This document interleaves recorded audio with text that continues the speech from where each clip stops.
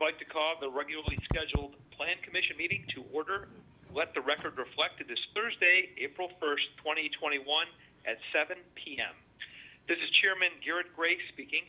At this time, I ask anyone joining us remotely to please mute your phones. Thank you. For those wishing to follow along with PowerPoint, you are encouraged to access the meeting through Tinley Park Television, streaming live now on YouTube. It is my understanding that all members and staff present have checked in on the conference line, and we can begin our meeting. Please note, throughout the meeting, we expect to have other individuals joining us via phone call pertaining to specific agenda items. Thank you in advance for your patience and cooperation throughout tonight's Plan Commission meeting, which is convening remotely via conference call. This open meeting of the Village of Tinley Park is being conducted remotely, consistent with Governor Pritzker's Executive Order 2020-07, issued on March 16, 2020, which suspends the Open Meeting Act provisions relating to in-person attendance by members of a public body. The Open Meetings Act, OMA, requires public bodies to allow for public comment. Therefore, this meeting will include public comment via the established protocol. Even if members of the public do not provide comment, participants are advised that people may be listening who do not provide comment, and those persons are not required to identify themselves. Please note that this meeting is being recorded and that some attendees are participating by web or audio conference. We're getting used to working and meeting remotely. It's been over a year, so we're experts now. And I don't feel it necessary to go through over every protocol again, but just a quick reminder to wait until I address you. And once addressed, please state your name before you talk. When you're not speaking, please keep your phones muted. Thank you. At this time, I'm going to ask our Commission Secretary to please call the roll. Commissioner Manning.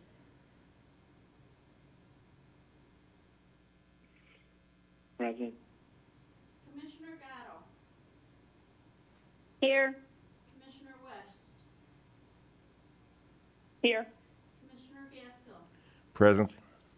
Commissioner Lascuto. Present. Chairman Gray. Present. And can you call the names of those who, the other commissioners who are not present, just for Yes. completeness? Commissioner Engel. Commissioner Aitchison. Commissioner Vick. Okay. Three aren't present, but we still have a quorum. So this is Commissioner Gray, or Chairman Gray. Staff, at this time, are there any communications for the Commission? No, there's not. Okay. Again, this is Chairman Gray. We'll now begin with the approval of the minutes. May I have a motion to approve the minutes of the March 18, 2021 meeting? This is Commissioner West. So moved. This is Commissioner Manning. I second that motion. Okay. This is Chairman Gray. Motion made by Commissioner West, seconded by Commissioner Manning. I will now ask for a voice vote. Are there any opposed to this motion? Okay, hearing none, the motion is carried. So we'll move on to the first item of the agenda. The first item of this evening is a public hearing to consider approving a site plan and recommending the Village Board grant Robert Bedinardi on behalf of RJB Tinley Park Real Estate LLC, the property owner, a special use for a substantial deviation from the planned unit development, PUD, with exceptions from the zoning ordinance for the property located at 7650 Graphics Drive and the ORI PUD Office and Restricted Industrial Hickory Creek PUD zoning district. May I have a motion to open the public hearing?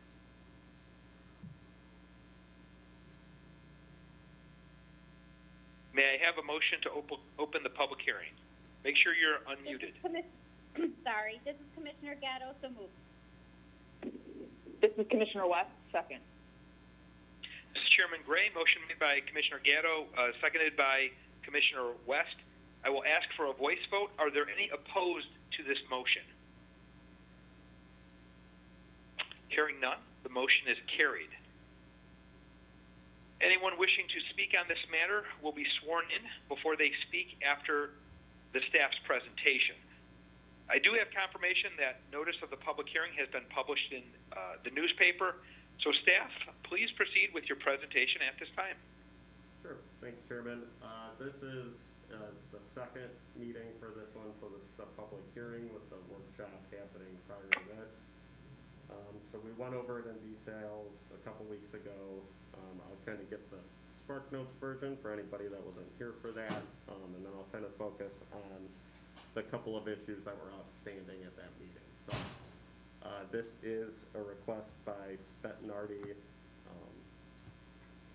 on this building. This isn't their existing headquarters building. It's actually one parcel to the east of that one. It's currently the Igor building with the sign on it that's in the picture on the PowerPoint. So this is a 2.2 acre property. It's on Graphics Court and Graphics Drive. Currently has a 23,996 square foot building on it, along with the parking lot areas and detention pond. And there's a rear parking lot that's screened by a 6-foot high privacy fence. The site was constructed in 1991 by Igor for their purposes, and they've occupied the building since then.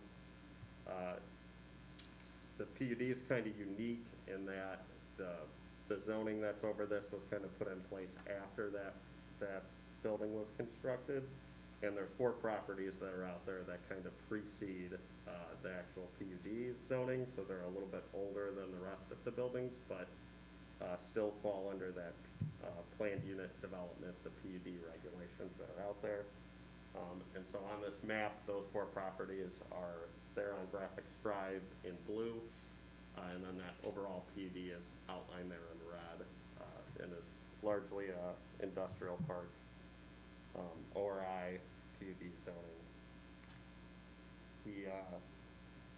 The site has the yellow star on it there.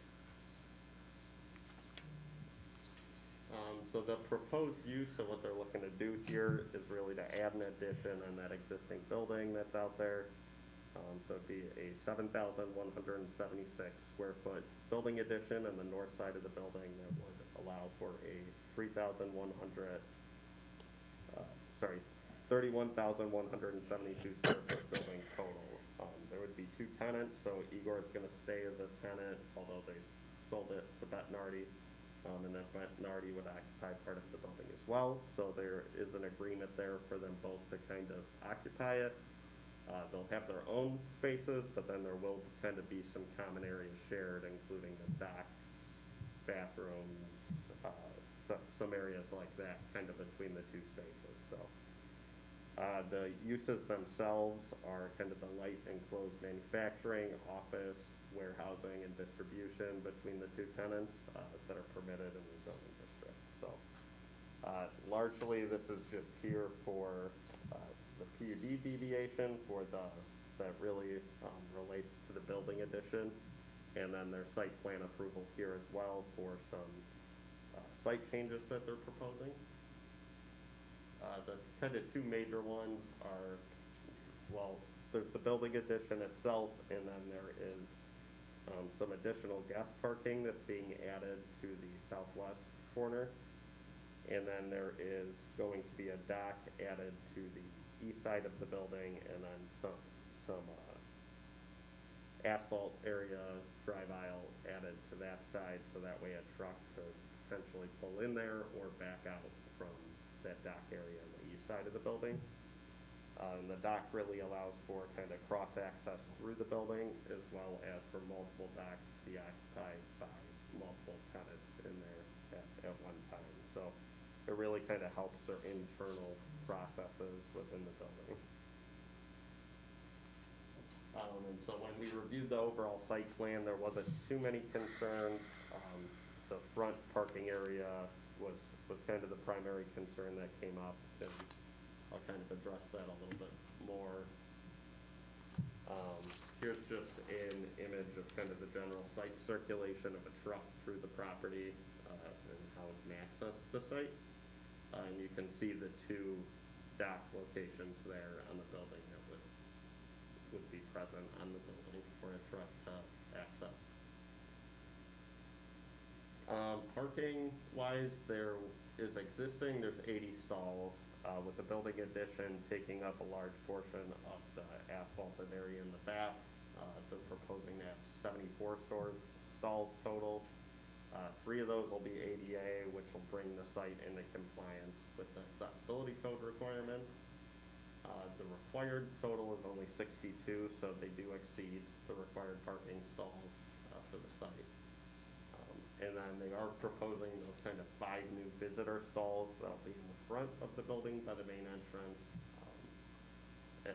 Part of this is the site plan, but then there's also a variation attached to this. Front yard parking is not permitted in the zoning code or the urban design overlay district, which this is a part of. So it really tries to push buildings towards the front of property lines and kind of prevent your more formal suburban, I guess, development where you have parking in the front yard and then the building is pushed back. So it tries to kind of push that away, and as you can kind of see here, the area's already kind of been developed with obviously a heavy auto use in mind. There's no sidewalks, it's not really pedestrian friendly, it's an industrial park, industrial and office park, so there kind of is already some existing front yard parking that exists out there, so they are proposing just 5 stalls and not a large parking lot, since there's the detention pond in front of the building as well. So those were the open items.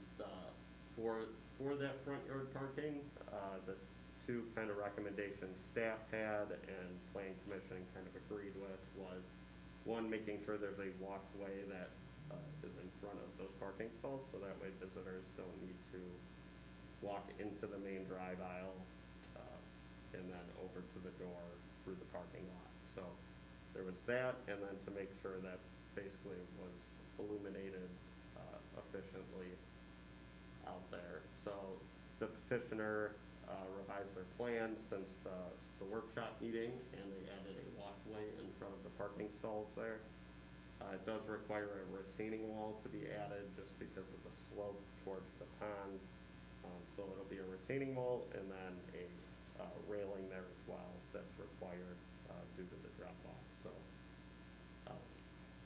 that has been revised there, and then also on the plan includes a light pole that'll be added near the stalls as well to illuminate them at night. Landscaping wise, with anything, sometimes it's difficult to bring stuff into full compliance that was developed prior to our current ordinances. But the landscaping here, we try and bring it kind of closer into compliance. So it's a largely developed site here with impervious surface with the building, the parking lot.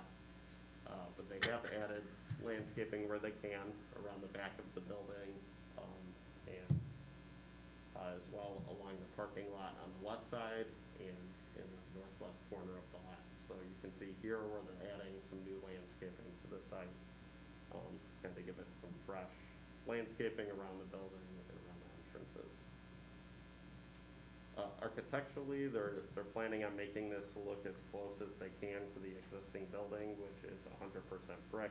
So with any new addition, sometimes when you're matching stuff over 30, 40 years, it can be a little difficult to perfectly match it because you're not getting the same material. It's been weathered a little bit, but they're getting as close as they can. I'll also note it helps a little bit that the most visible part of the addition is the west side to the public. So that will be offset a little bit. The addition's slightly wider than the current building, and that gives them more square footage, obviously, but it also kind of helps offset the planes. So that way you don't get kind of a really stark transition from the existing building to the new building. So from that perspective, I don't think you'll really even notice any change in the material. but it will be thin brick, essentially, or brick veneer attached that matches the existing brick pretty close. Lighting-wise, they've proposed new lighting on the building that is downcast, full cut-off, meets our requirements. They've also agreed to switch out any existing building lighting, so the entire site will be illuminated by similar light fixtures. And then they've added the pole as well near the visitor spaces. We don't have the existing photometric plans for that yet, but we have added a condition so that way that's required prior to the building permit, and staff can review that to make sure it meets all our codes. And I think that's it for the staff report. The main concerns at the workshop are really with that front yard parking, to make sure they added the walkway, and then to make sure they kind of upgraded the lighting accordingly as well. So both those have been addressed, and I'll send it back to you, Chairman. Okay, this is Chairman Gray. Thanks, Dan, for your presentation. At this time, I'll ask each of the commissioners if they have any comments or discussion for staff on this matter. Beginning with Commissioner Manny. Commissioner Manny, any comments? No comment. Commissioner Gatto. No comment. Commissioner West. No comment. Commissioner Gaskell. No comment. Okay. Commissioner Lasciuto. No comment. Okay. And again, this is Chairman Gray. I just want, my only comment is, I for that open item 4, I do like what I see in terms of the plan with the added sidewalk, the light pole there to illuminate. That looks good, and then the retaining wall with the rail. So I think that all looks pretty good, and I concur with staff's recommendation on open item 7, where, the petitioner just has to get the staff the revised photometric plans at some time prior to just moving forward. But at this time, does the petitioner have anything they would like to present or add on this item? Is the petitioner present? The petitioner is present, and he said he doesn't have anything to add. Okay, fair enough. Is there anyone from the public wishing to comment on this item? We don't have anybody from the public on this item. Okay, just recognizing that there is no one from the public to speak. At this time, I will just ask commissioners: is there any further discussion on this matter? Okay, hearing none, we'll move on. If there are not any further discussions or questions, may I have a motion to close the public hearing? This is Commissioner Gaskell. I make the motion. This is Commissioner Lasciuto. I second that motion. This is Chairman Gray. Motion made by Commissioner Gaskell, seconded by Commissioner Lasciuto. I will ask for a voice vote. Are there any opposed to this motion? Hearing none, the motion is carried. Last, I will ask one more time, Commission, are there any further comments or discussion regarding this matter? If so, speak up. If not, I will move forward. Okay. Hearing no further comments, staff, can you review the draft standards of approval on these requests at this time? Sure. I'll just give a summary. It's in the staff report and then on the screen as well in full for what you'll be adopting. But just as a summary, the building addition has generally been designed to be safe for the public and employees. It doesn't affect kind of any neighboring properties. There's already adequate utilities, drainage, and other facilities for this property and for the addition to move forward.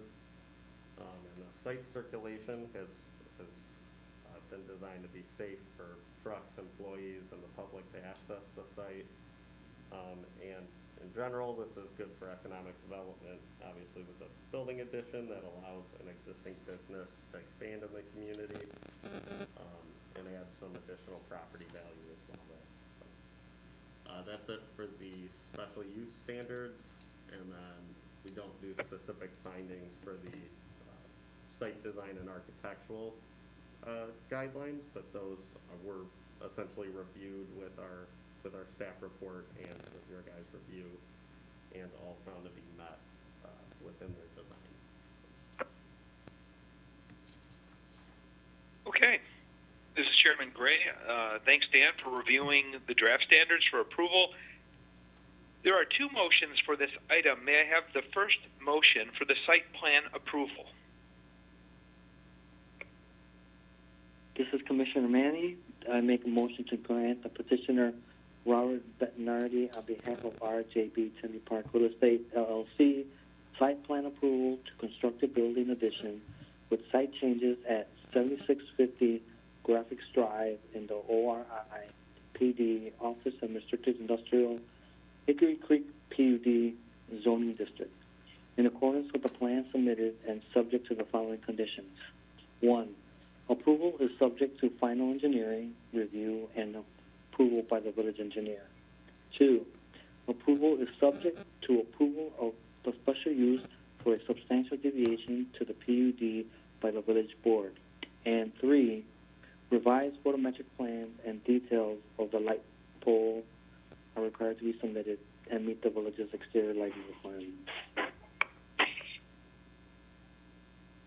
This is Commissioner Do I hear a West. I second? second the motion. Okay. This is Chairman Gray. Motion made by Commissioner Manny, seconded by Commissioner West.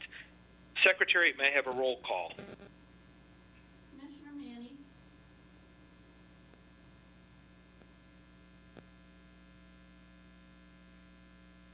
Commissioner Manny, Commissioner Manny, please unmute yourself. Yeah. Commissioner Gatto, Yes. Commissioner West, Yes. Commissioner Gaskell, Yes. Commissioner Loscuto, Yes. Chairman Gray. Yes.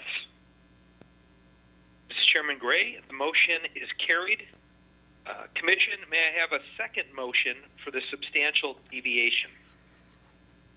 This is Commissioner Gatto. I'd like to make a motion to recommend that the village board grants special use permit for substantial deviation from the Hickory Creek PUD and exceptions from the zoning ordinance, including front yard parking location and aisle width, to the petitioner, Robert Bettinardi, on behalf of RJB Tinley Park Real Estate LLC to permit a building addition and associated site changes at 7650 Graphic Drive in the ORI PD Office and Restricted Industrial Hickory Creek PUD zoning district in accordance with the plans submitted and adopted findings of fact as proposed by village staff in the April 1st, 2021 staff report.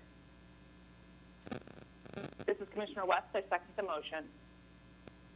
This is Chairman Gray. Motion made by Commissioner Gatto, seconded by Commissioner West. Secretary, may I have a roll call? Commissioner Manny, Yes. Commissioner Gatto, Yes. Commissioner West, Yes. Commissioner Gaskell, Yes. Commissioner Loscuto, Yes. Chairman Gray. Yes. This is Chairman Gray. The motion is carried. This will go to the village board on April 13, 2021. So the petitioner, Mr. Bettinardi, or a representative from RJB, Tinley Park Real Estate LLC, please get with staff on how to attend that April 13th, 2021 village board meeting.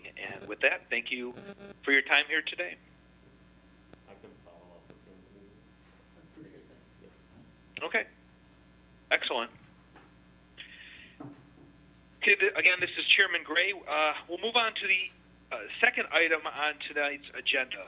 The second item on tonight's agenda is a workshop and public hearing to consider recommending the village board grant George Fay Curry on behalf of GFC Tinley the property owner a variation from the zoning code to allow for a 557 square foot one bedroom apartment instead of the minimum requirement of 800 square feet at 6732 173rd Street in the DF Downtown Flex zoning district.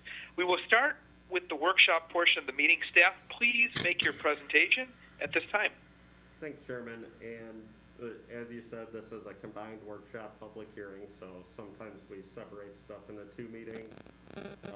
Traditionally, since I've been here, if it's something that doesn't really relate to anything exterior to the building, we try and combine them to kind of expedite these, but and just for the information on any new commissioners that haven't been in the combined workshop, if for some reason you as a commission felt you didn't have enough information or enough time, you could always continue it. So we try and do this to kind of help them out and kind of help out the timeline and not have unnecessary meetings, but you guys always have an option of continuing stuff if you so feel, if you so choose.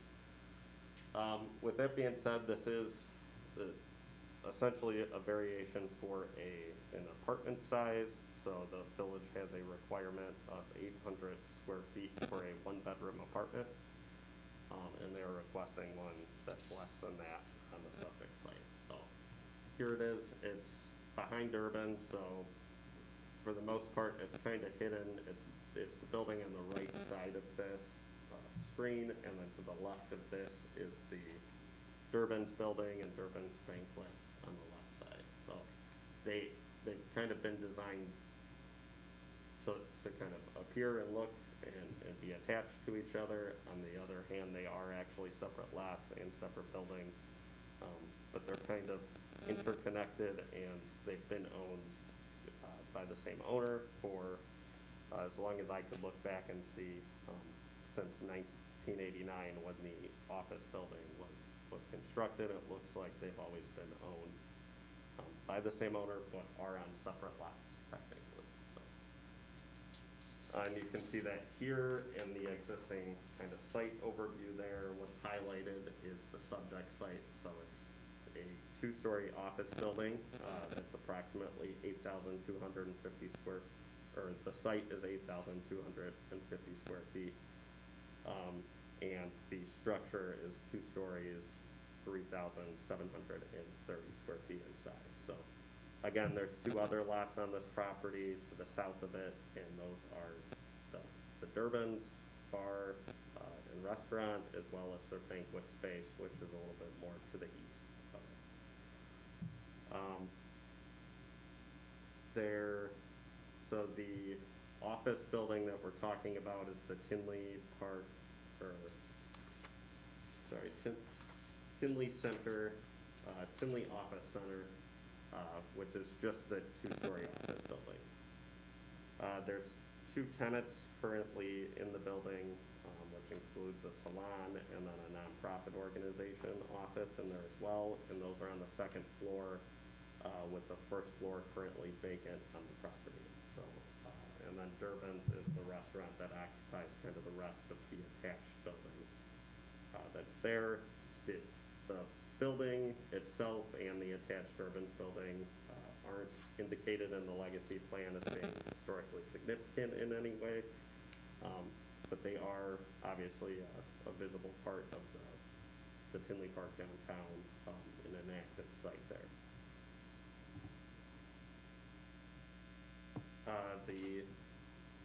The subject property is located in the downtown Flex zoning district, which is in our legacy districts. The downtown Flex is kind of unique in that it's kind of right next to the downtown core. It kind of feels like the downtown core, but there are kind of some unique characteristics. Specifically, most of it is actually comprised of kind of single-family homes or buildings that were originally developed to be single-family homes. And what that district really is the Flex part of it is really it saying that it's open to either being commercial or residential, depending on how someone wants to utilize the property, or to be mixed use. What it tries to get away from is standalone commercial buildings. but if something's existing, standalone commercial, such as the subject site, is considered a heritage site, and so it can continue operating the way it is as a commercial site. But with any redevelopment or kind of the way it's trying to push properties, it's to be kind of a mixed-use site, allow commercial to exist primarily on the first floors, with upper levels kind of being more apartments or multifamily units. And this really kind of helps add a population around the downtown core to kind of help support those businesses that exist in the downtown core. So it's helping trying to build up density in it and around it to kind of help support one area of kind of a strong commercial center there. The surrounding properties, so to the north of this is single-family homes, attached single-family homes as well, single-family townhomes.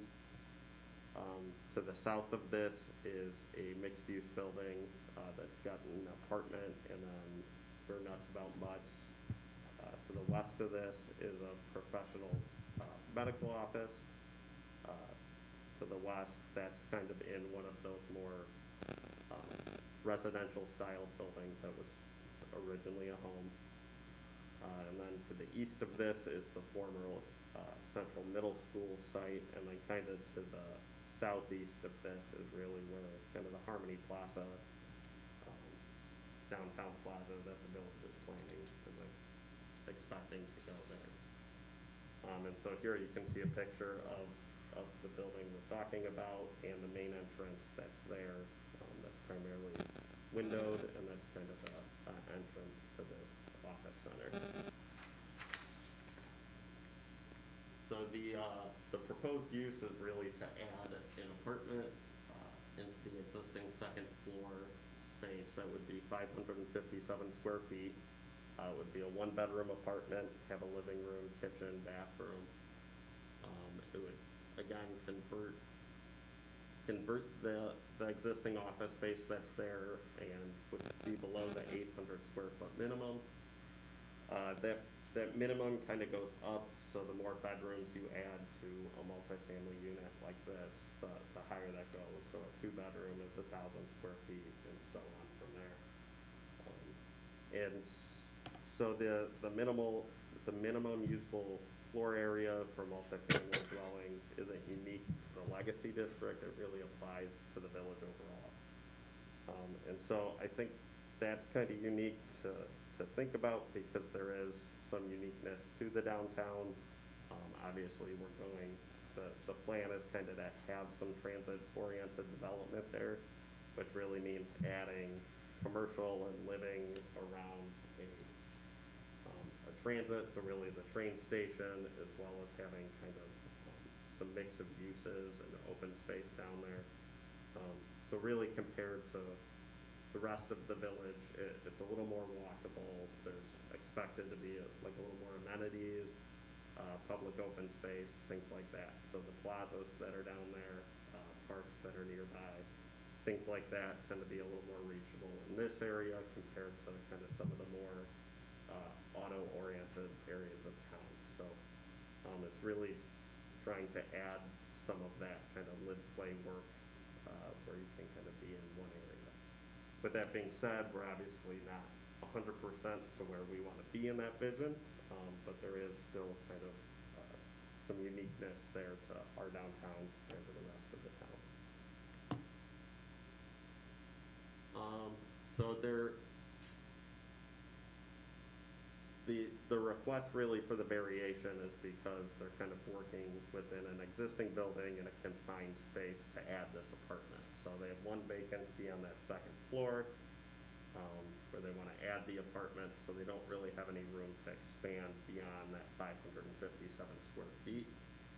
And the first floor is kind of being marketed as either a single commercial space or kind of for some more commercial tenants that would maybe want some more active public visibility down there. And especially with the plaza, That could be a good space for any type of retail, commercial, that kind of wants some visibility or foot traffic. Right now, it's kind of stuck in the back, but I think as that area kind of redevelops, it'll have a little more visibility there, and that's kind of where the owner's vision, kind of long-term vision for that property has been. It's fairly unique in that it will utilize kind of the same entrance as the commercial tenants. So there is one door there, one hallway, and kind of one lobby area that would connect all of this. But kind of similar to another commercial tenant, they kind of work within that common area space, but then have obviously their own apartment there. And there's not really any exterior site or building changes here. There's a few kind of minor things we'll get into when we talk about the parking, but for the most part, it sticks within that space.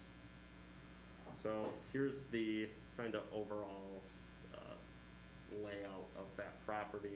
So kind of what you see on the bottom left is the main part of that apartment, and then there's kind of the other commercial spaces to the north of that. I don't believe this is fully to scale, but it does give you an idea of kind of where the lobby, the entrance is, where the apartment is, and how the kind of shared hallway lays out there. With that being said, this is kind of the largest request we've seen recently for this. So we have to have requests each of the last 3 years that were listed in the staff report. Most of those were between 718 and 773, so they were kind of more in the 700 square foot range. And those ranged from 1 unit to the Boulevard South Street project, which had 96 one-bedroom units. Obviously the Boulevard's unique compared to this project. Not only is there more units in that, but there's obviously also amenities they have in their project, including pools, fitness spaces, bike storage, things like that, that if you add those to the square footages, it actually could put them over 800 in many of them. So that one's fairly unique. The other two properties are a little similar to this project in that it's really kind of a smaller mixed-use building and really being driven kind of by the taxes, the tax situation, obviously, in Bremen Township and in Cook County. So I think we'd be remiss to not mention that that's kind of the driving force, obviously, behind a lot of these requests is the tax situation for a standalone commercial building is not a great one in Cook County or in Bremen Township. So this is kind of the one way the village has been able to recommend property owners kind of permanently maybe lower their tax threshold, because it can become difficult, obviously, to have charge kind of market rate rents when you have taxes that are high to the point that you can't maybe even charge commercial rates or can't compete with Will County or other townships. So this is kind of one way that we've had, and it kind of aligns with where the legacy code wants to go to, with adding more rooftops in the downtown. So not directly related to the size variation, but it's obviously kind of what's driving the request in the first place. So just want to mention that. It also fills, there's been some relatively high turnover in the property, so just looking back at the recent change of uses, even within the last 5 years, I think there's been 3, 4, 5 different change of uses that have gone through there since 2015, 2016. So there has been kind of some high vacancy on it, and so this is one way, obviously, to also help fill a vacancy. And apartments are kind of the big driver right now. It's a good location, obviously next to the train station. It's kind of a livable area. It's obviously fairly unique in that it shares a hallway with commercial tenants and is also kind of near a bar. So honestly, I think somebody that lives there is probably maybe a little younger, okay with a smaller space, and okay with kind of living near a bar or in a downtown that might have some noise. But being a rental, it's likely to kind of be a starter one.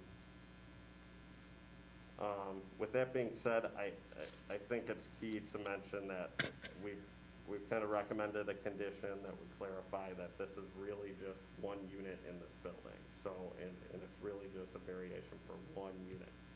I think to go beyond that, you know, let's say you were asking for 2 units to be 557 square feet. At that point, you should really combine the 2 units and have them meet the code, meet or exceed it.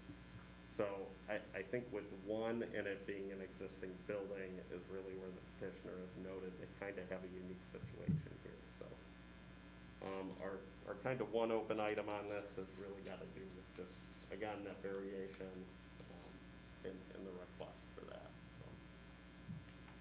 So. Besides that, the other kind of situation we look at here is obviously parking. The site in total only requires a minimum of 3 parking stalls. So that's 2 for the upper level commercial spaces and then just 1 for the dwelling unit. First floor commercial doesn't require a minimum parking in the downtown.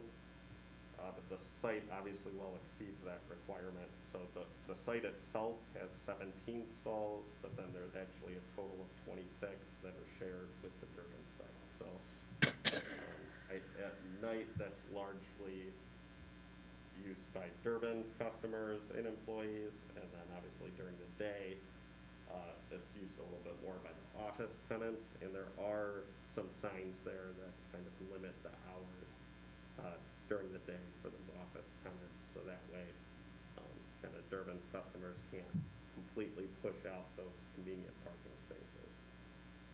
With this, there is the one requirement, obviously, for the resident that would live in this unit, so there is a requirement for a parking stall there, and staff's recommended a condition that would require the dedication of one stall, so they put up a parking sign that says resident parking only, and just so at night or whenever they come and go, they have a parking stall there, at least one that's dedicated to them. Lastly, there's also a bicycle parking requirement within the legacy code for residents as well as commercial spaces.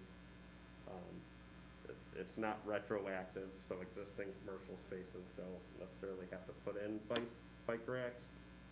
But as they're putting in kind of new uses or making these requests, they are required to bring it up to code. So with this one, they would have to put in at least 1 bike parking space. That's likely to be more than 1, as a bicycle rack usually has at least 2 and can sometimes be 4 or 5 or 6 stalls. They have a few options on where they could put that, the design, things like that. We're willing to work with the petitioner on what they want to do there. So we've just added that as a condition that prior to occupancy of the apartment, they'll have to put a bike rack, 1 bike parking stall somewhere on the site. And then last, we have one other condition that is basically just clarifying that a building permit is required for this. So they still need to get final building permit pickup and get their correct inspections to convert this from a commercial space to a residential tenant space. If there's they're putting in walls, plumbing, electrical, things like that. And we want to make sure it's safe for whatever resident lives there. So that's pretty much it for the presentation. The unique things really that stick out here, again, is one unit in an existing building, and beyond that, probably wouldn't have too much unique to go on, but beyond that one space, if they wanted to expand it or put another unit in here, they could then combine them and have it meet the code. So there are a few units that are similar to this in size in the downtown that exist out there, but I'll note It's only a handful of them, and some of those go back to the 1900s. So obviously we can't, it's considered legal non-conforming, meaning at one point it was legal, but no longer meets our codes. But some of those actually go back to 1900, including in the Primal Cup building, Holstein's building. They have a couple apartments in there that are kind of similar in size to being kind of small one-bedroom or kind of studio type apartments.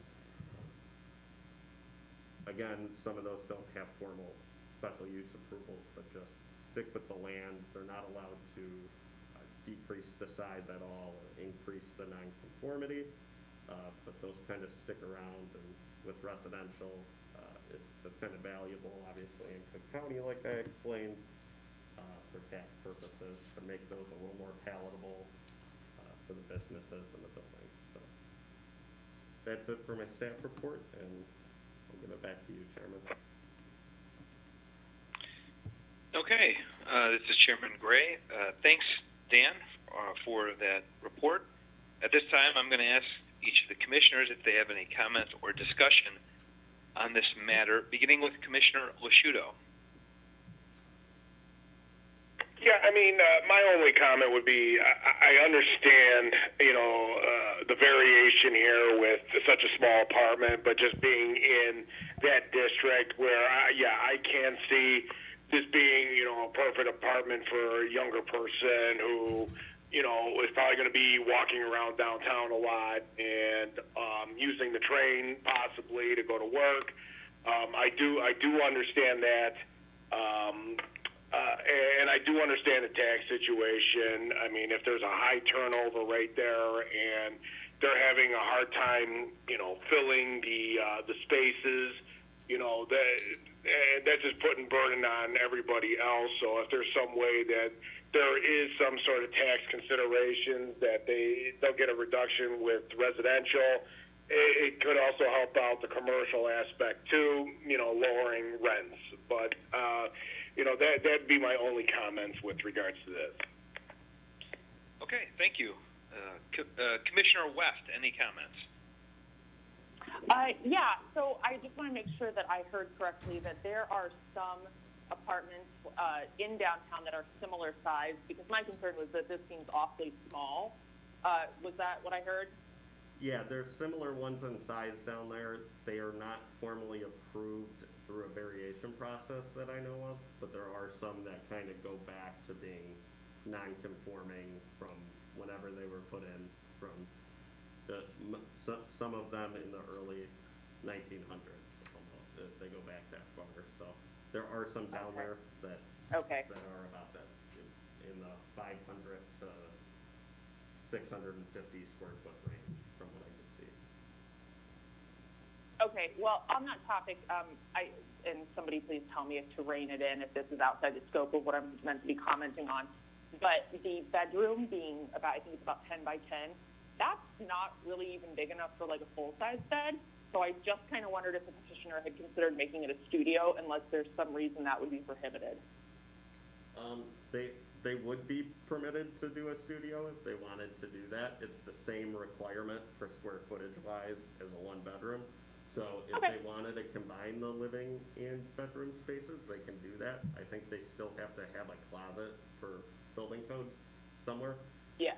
But they could kind of combine those two spaces to make it maybe, if that makes more sense to them, that's fine too. And it's that same 800 square foot requirement for, I think our code calls it an efficiency of apartment instead of a studio, but yeah. Okay, great. The only other thing I would bring up is, given that this was originally constructed as a commercial building, I'm wondering if it would have the same kind of, is there going to be an impact on the noise in this apartment from the bars and other commercial occurrences around it, or might we suggest they put in some kind of soundproofing or something? I'm assuming the building being commercial originally means there's going to be more sound transfer, and that just might impact the usability of the apartment. Sure. It's largely in office buildings, so one of the bars next to it, and I think that would be maybe a bigger concern if it was above a bar. But we've approved those as well as kind of, especially if it's an apartment, you should typically know what you're renting if it's there. With that being said, this one's really more in an office building, so we do kind of look at that with these mixed-use buildings as, is it generally gonna be kind of a compatible mix between the commercial and the residential? Yeah, exactly. This one's a little weird because there's a shared hallway. Typically, you kind of have a separate entrance for the residential. So I get that's kind of a unique aspect that isn't preferred, but there's really not an alternative on the site. So that's why they haven't proposed that. Okay, that's the end of my question. Okay, thank you. Commissioner Gatto, any comments or questions? No, I think Commissioner Lusciuto and Commissioner West covered everything I had. Okay, excellent. Commissioner Gaskell. Yes, just a couple of things here. Why to begin with, why is the village see fit to set the minimum requirements at 800 feet?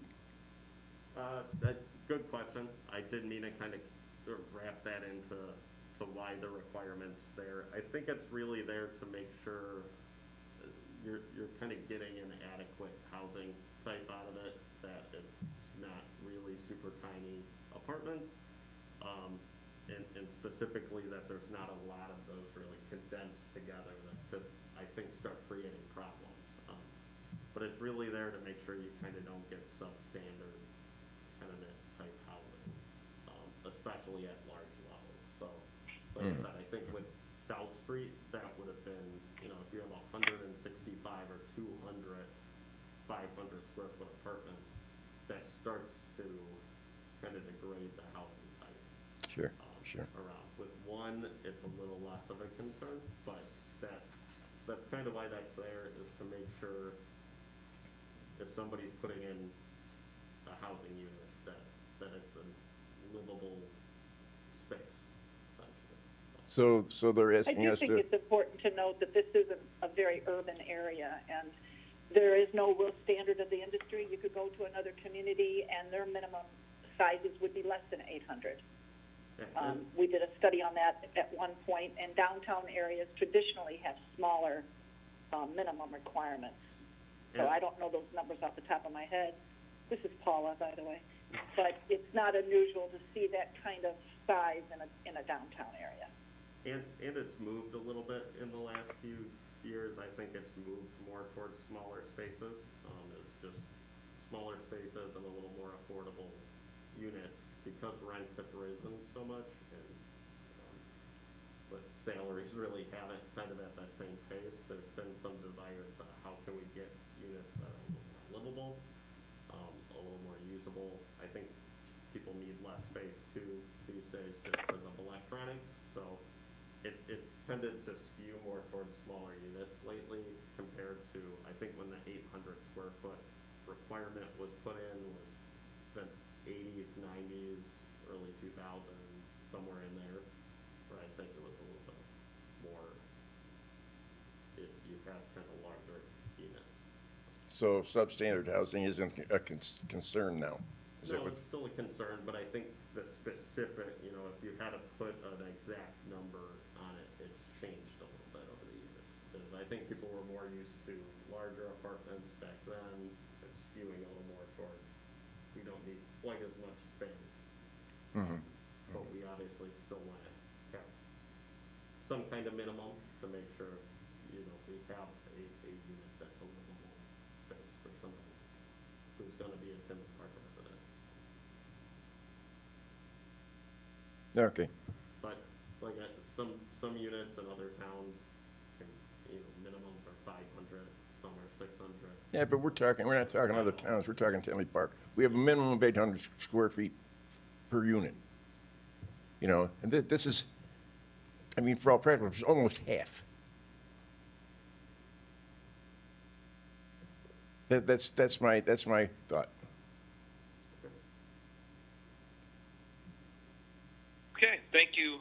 Commissioner Gaskell. Commissioner Manny, any comments? Yes, Dan, you mentioned that the city office is attached to Durbin's. I think Correct.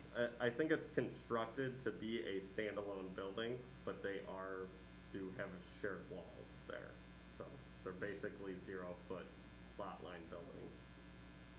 And there is Okay, some well, I think there is some internal attachment to the systems, I believe, like sprinklers and things of that nature. okay, so both structures, or the Tinley office side has sprinklers. But I guess my concern is you have someone living there, and does the apartment share the wall with Durbin's? And if so, then I'm concerned. If there was ever some type of emergency, a fire, and then that Tinley office, with their offices, if it happens at night, well, they're gone, but then you got this person living there and there's a fire, then what? So are they, has that been looked into? Yeah, They're sharing a part of the so wall? it'll have to meet the building fire codes on there, and so that, I believe they're sprinklers. Either way, they're compliant, I know, with fire codes. And they do have to come in with a permit to make sure any of the changes they're making do. It doesn't share a wall, a physical wall with Durbin's, but the building overall is obviously right next to it. So this will be on the second floor where the Durbin's building's just one floor, so it kind of overlooks Durbin's. But it's kind of the same with any mixed-use building. You have to have fire alarms, sprinklers, whatever the requirements are. So we'll make sure it meets with the building permit. Okay, that's my main concern, just because it's two different buildings, butted up against each other. But apart from that, no other comments. Okay, thank you, Commissioner Manny. This is Chairman Gray.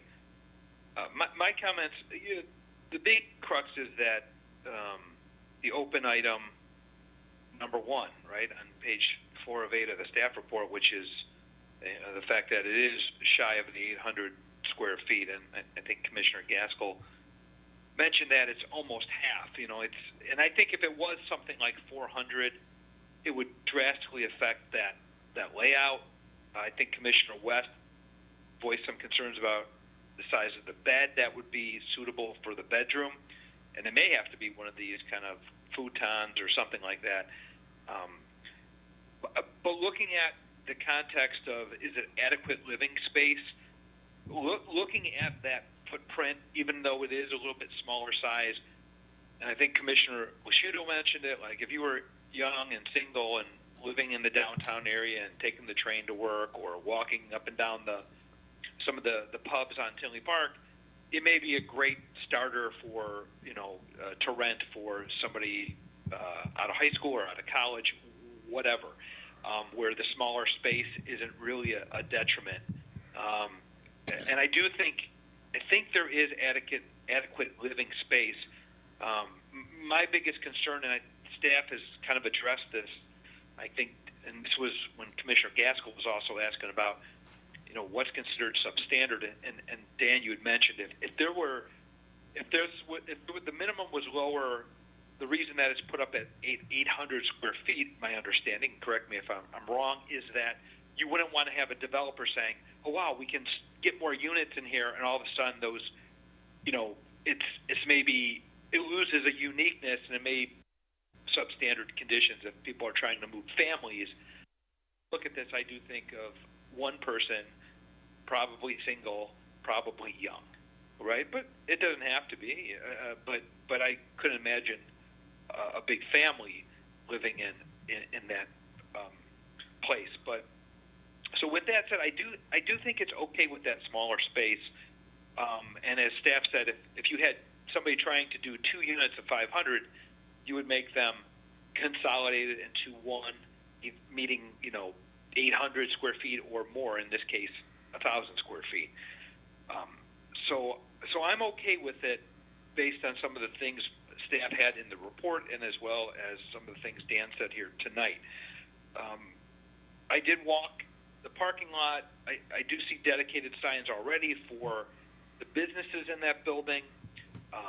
I know it said there'd be, and the parking lot looks fine. I know there said there'd be no exterior improvements, but in the motions it does mention a dedicated sign.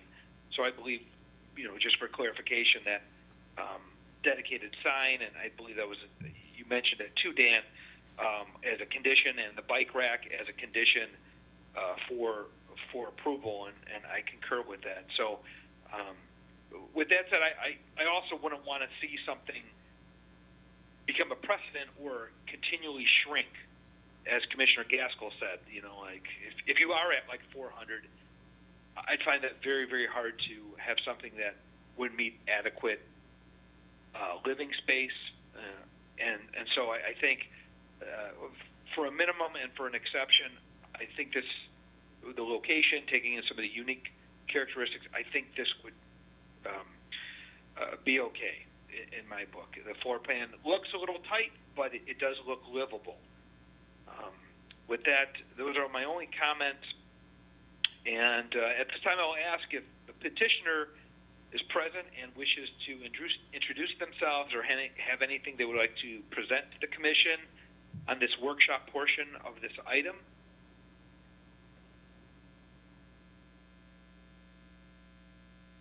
Dan, is the petitioner present today? I don't think so. He might be on the line. Okay. But Okay. Well, if the petitioner is available, please unmute yourself. I'll give you a few seconds. do you want to? I'm okay so far, if everybody's so far. Okay. He is here. The mask kind of throw it off sometimes. He is here, so he doesn't have, okay. he doesn't have anything to say at this time. Okay. Okay, fair enough. At this time, then, the workshop is complete. May I have a motion to open up the public hearing portion of this item? This is Commissioner Gaskell. I make the motion. This is Commissioner Lashuda. I second that motion. Okay, this is Chairman Gray. Motion made by Commissioner Gaskell, seconded by Commissioner Lashudo. I will now ask for a voice vote. Are there any opposed to this motion? Hearing none, the motion is carried.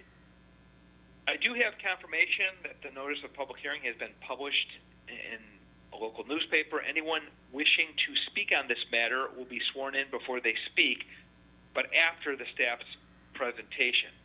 So staff, please proceed with your presentation at this time. I don't have anything else to add compared to besides what we had talked about previously, so I'll leave it at that, and I can go through the standards when you're ready later. Sure, absolutely.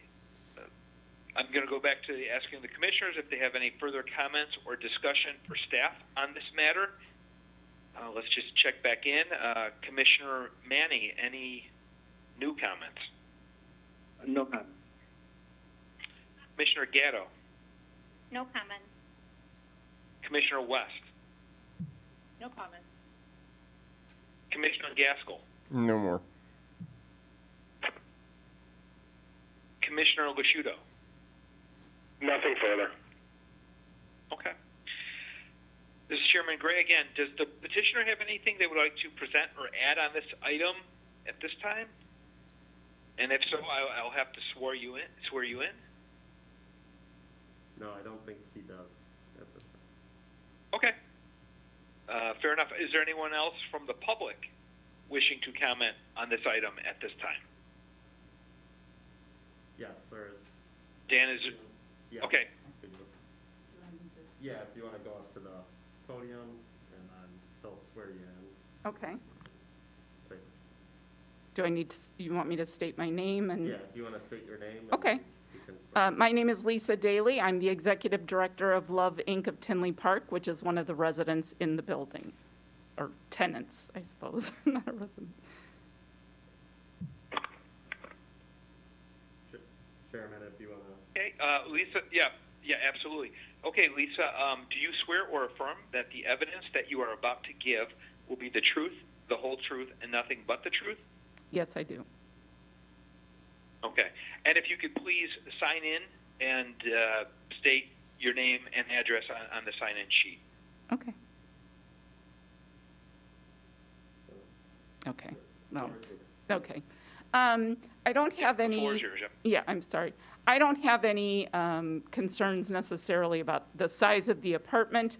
If you're looking at the floor plan, I believe that would be the northeast. We occupy the northeast office of the second floor. My question or my concern, because this would be a very unique situation, I'm familiar with the style of office space or retail space down below and an apartment up above where they would have their own entrance or, an exterior entrance. But as you see the staircase and that hallway, there are two lockable doors when you come in the building down on the first floor.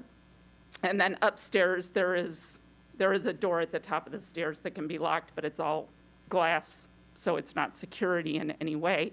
But anyway, so we would share that hallway. So when in the evenings or the weekends when the commercial or the offices are not there, that resident would be coming and going. The doors, again, those entry doors, those security doors, if you will, we have had issues with them for safety, that if they are locked from the exterior, you cannot unlock it from the interior, and you are locked in the building. And we have had that issue. So that is a serious concern for me. But then my thought is also, I live there, I'm going to have friends coming and going. Do I run downstairs every time and unlock that door and relock it? Do I leave it open so that they can come and go, which means that then the building is open throughout, the weekend, that type of thing? I think that could be a concern. There's no way to close off or have a doorway that the office tenants can lock our offices away from the resident. And I'm not in any way thinking that they have nefarious thoughts, or there's nothing in my office in particular that anyone would want access to anyway, but it is a concern. How does that work? I would also be concerned that, again, if that door were to ever be left open, someone who needed housing in the wintertime, there's 2 bathrooms in there. If I found out that that door was open and I could get in and seek shelter out of the weather, use the restroom, I'm not going to say that I wouldn't be tempted to do that, and seek shelter in that building, which could present security issues for the resident as well as the tenants. I do also want to state with the concerns I heard you express about Durbin's, there is a shared hallway that is sort of an emergency exit, I think, and we know that Durbin's employees sometimes come over in the evenings, come through that and use our bathroom. So again, you could have Durbin's guests or Durbin's employees coming and going, and you've got a resident upstairs. And also, again, with that whole, we've had to use that door to get out because we've been locked in the building because someone didn't realize we were still there and they locked it with the key, and you can't unlock it when you're inside. And one time, we could not use that hallway to get out because Durbin's had blocked it with tables and chairs. And so this person had to call me to come and unlock the door and get them out of the building. So there are some security concerns there. Sure. I don't know if that's a fire issue. I have absolutely no idea. But again, there are just those concerns of it being such a unique multi-use, Yeah. that there's no way to segregate the residential from the commercial. So I don't know how that works, but those are my thoughts and my concerns. Sure. Thanks for So- bringing that up, especially, the door is kind of news to us, and I'll, you know, I could talk to George too. I'm fairly certain that's a fire code issue. If you can't get out of the building, I can be fairly confident in saying that. So whatever that setup is, will have to change, and it should already be changing regardless of whether there's a residence in there or not. So I can address that, and we can work with them, and make sure it's addressed sooner than later, but certainly with this permit put in this apartment, we can make sure that part's addressed. And I guess some of this comes down to and it's unique a little bit that there's the shared access, but there are buildings that have residential and commercial aspects. A lot of it can come down to kind of internal security procedures, but, because it kind of goes both ways, right? There's the resident that's living in Sure. there, also, there could be commercial units in there that they're like, okay, we have random people coming in and out. That's exactly right. Yeah, So absolutely. The security kind of goes both ways, of like, okay, it's an odd situation. So I think a lot of that may have to come down to kind of security procedures within the building, and so maybe George can maybe address that if he's got some ideas of how it can be addressed. Because a lot of it's gonna happen internal to the building. Maybe there's some different keys and locking and processes, and some of it'll come down to the tenants and that resident obviously following whatever procedures or rules are kind of set in place. So that's good point, and that's obviously with a concern. It's not typical to have Right. the shared access, so it's good, I think, to think about how that's gonna work before it becomes a problem. So, I'll maybe leave it a little more to the petitioner to think about it and how he can address it. But Okay. I will make sure we work with them on this box. That's definitely a fire hazard. Okay. Okay. Well, thank you, Lisa. I appreciate your comments. This is Chairman Gray. I'm going to ask the commissioners, based on what we just heard, if there's any other further discussion on this matter, and I will, Commissioner West. I'll begin with Commissioner West. Yeah, can we possibly add that the egress needs to be dealt with appropriately before it's approved? Yeah, I mean, you can add that as a condition if you want, but it's kind of, now that we know about it, it's kind of required regardless. So I was gonna say, I would assume that would be a fire code violation. Yeah, I can talk with I George concur. tomorrow, but that'll be addressed regardless of whether this got approved or not, so. Okay, great, thanks. Because I think they need. Yep. You know, you can have different locking mechanisms on there, but that's the one way it's not supposed to work, so. Absolutely. Commissioner Gatto, any comments?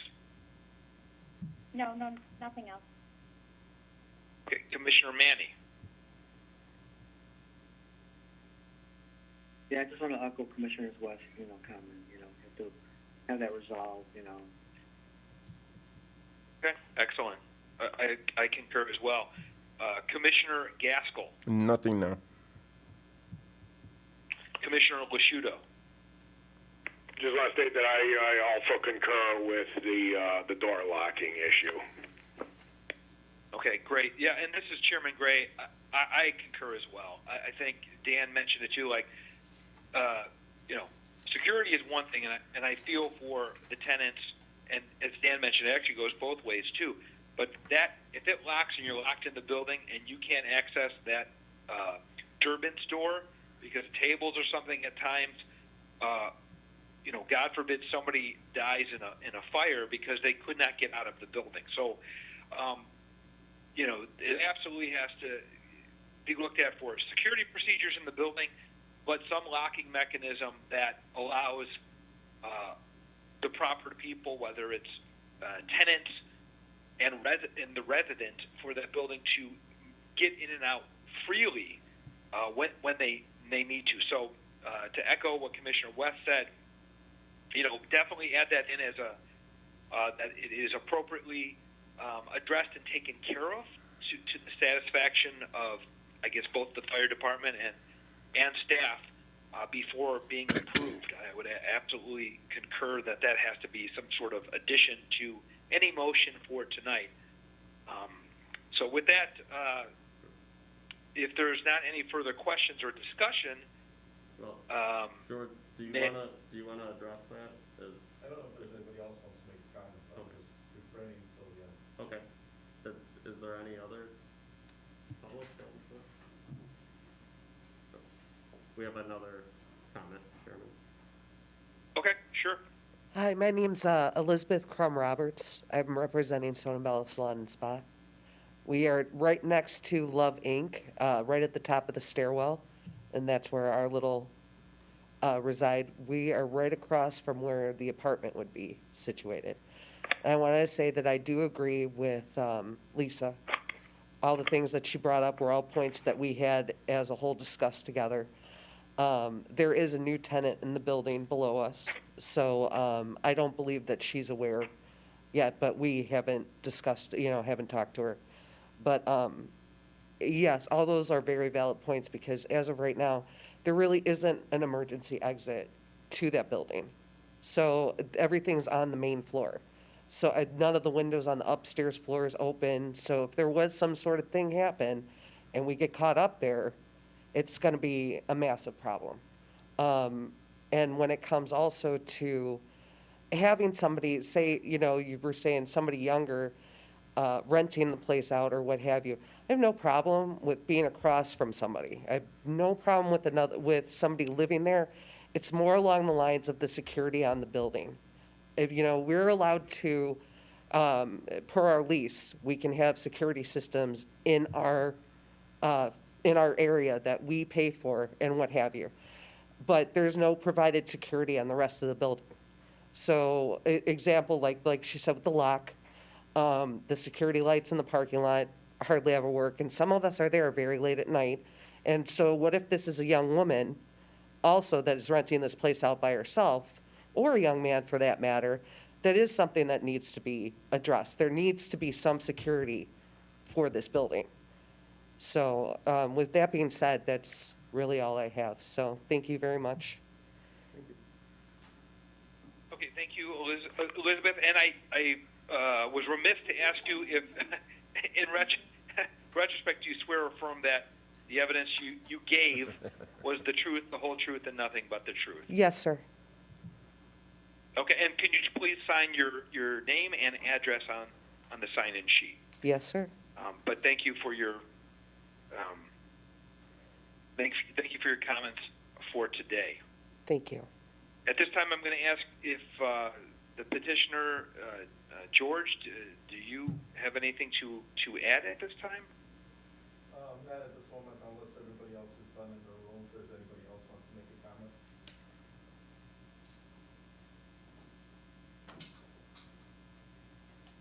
Is there anybody else in the room that would like to make a comment? Please step forward.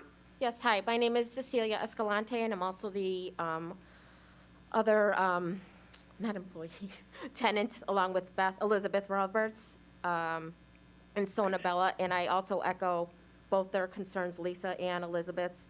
Even in fact, the other night. Can I stop you for a second, Cecilia? Yes. Do you swear or affirm that the evidence you are about to give will be the truth, the whole truth, and nothing but the truth? Yes. I could not hear you. I'm yes. sorry. Hello? Yes. We got a yes out of it. You said, okay, I could not hear the sound audio cut out. Okay, no worries. Go ahead, Cecilia. I didn't mean to cut you off. Oh, no worries. I just echo the same concerns, obviously, as the other two ladies. Being, security is the main thing. Even the other night, I went out to dinner with a friend and came in and noticed that the lights were on and both doors were unlocked. And Lisa and I and Elizabeth all have the same concern, and we are always checking in with each other, texting each other, are you still here? I'm gonna lock the door. If you're still here, we don't lock the door. That's just the thing we do because, like they said, we'll get locked in. So, and that has happened to me as well, unfortunately. But really just the security too, you know, we share a hallway, we share the door, one way in, one way out, and that's pretty much it. And again, the concern with the windows, we have no way to get out.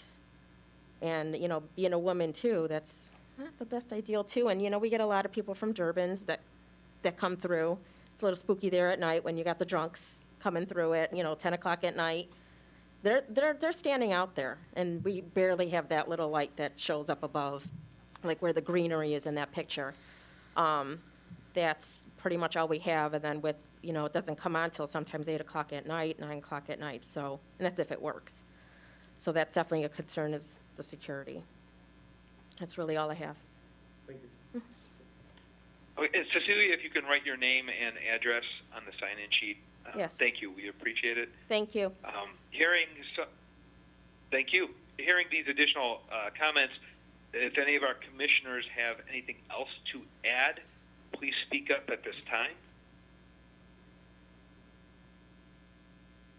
Okay, hearing none, I will ask for a motion to close the public hearing at this time. If there's no other members of the public that have comments, and if the petitioner doesn't have comments, if you do, speak up. If not, What's that? I would like to make a comment. Okay. George, you said you do? If everybody's done in their room. Yeah. So I think the Okay. petitioner is gonna make a comment. Is there nobody else in the room that wants to make a comment? No. No. Gentleman back here? okay. Okay. May I? Yeah, if you could go to the podium, just state your name, and then the chairman will swear you in. No, I'll swear you in. Yeah. Thank you. George Fay Curry, owner of the property over at 6732 West 173rd Street. Okay, George, do you swear or affirm that the evidence you are about to give will be the truth, the whole truth, and nothing but the truth? I do. Okay. Go ahead. Proceed. First, I want to say I probably grew up, and I never talk about this ever, but it's funny. I've been talking about it lately with friends and close friends. I grew up around worrying about safety. And the reason I say that, my dad used to be a general contractor overseas. In 1968, we went through a civil war. We would run and hide in bunkers underground in the middle of nowhere. We'd be called out of school for our safety and our concern. I was maybe 5 years old, 6, 7 years old at the time. My dad moved into Chicago, from Texas to Detroit to Chicago. I lived in an apartment building of probably 150 units. And it's funny that we talk about safety, about being locked up, and I just happened to talk about it with Daniel in our meeting a couple weeks ago. I lived in an apartment building on Ashland, north side of Chicago, and as a kid, I'd go down in the basement and talk about bicycle racks. Small world that comes back at you. I would go down and we would have a locker. I'd go down and grab my bicycle out of the locker, take it out of the alley, and ride along with friends that I came to meet. So I survived the Civil War. I moved to Chicago. I live in an apartment building. And a gentleman's name, I never forget his name, Bosco, managed the building and owned it. So after a few weeks or nights of pulling out my bicycle out of the bottom basement to get out of the alley, one night, I opened the door, didn't open. My brother was my sister was a year older than me. My brother was, at that time, maybe 2 years old, and you live in a neighborhood, you don't expect something like that, especially as a kid growing up.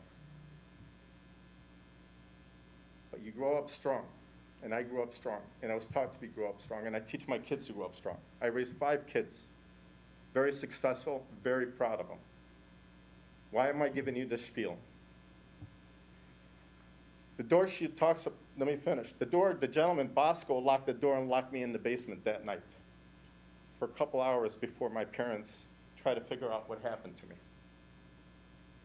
My dad came down, my mom came down trying to figure out what's going on. They heard me pounding on the door. They called the owner of the building, asked him to open the door, got me out. My dad was furious. What the hell are you doing to a 7-year-old, 8-year-old? He goes, what? He keeps taking the bicycle in and out of the basement. He keeps opening and closing the door in and out of the basement. That's why I locked him in there. He says, you will never do that again to my son or any of my kids. Excuse me, this is Commissioner Gaskill. You know, this is about a 700 or 500 and some foot apartment. The security thing is a whole different issue. I'm getting to a point. Well, okay, if you allow me, you allowed them to speak. That's why I said, I want the opportunity to speak. okay. That has behind me, and I was worried about doors, whether it's a bathroom door, whether it's a building door.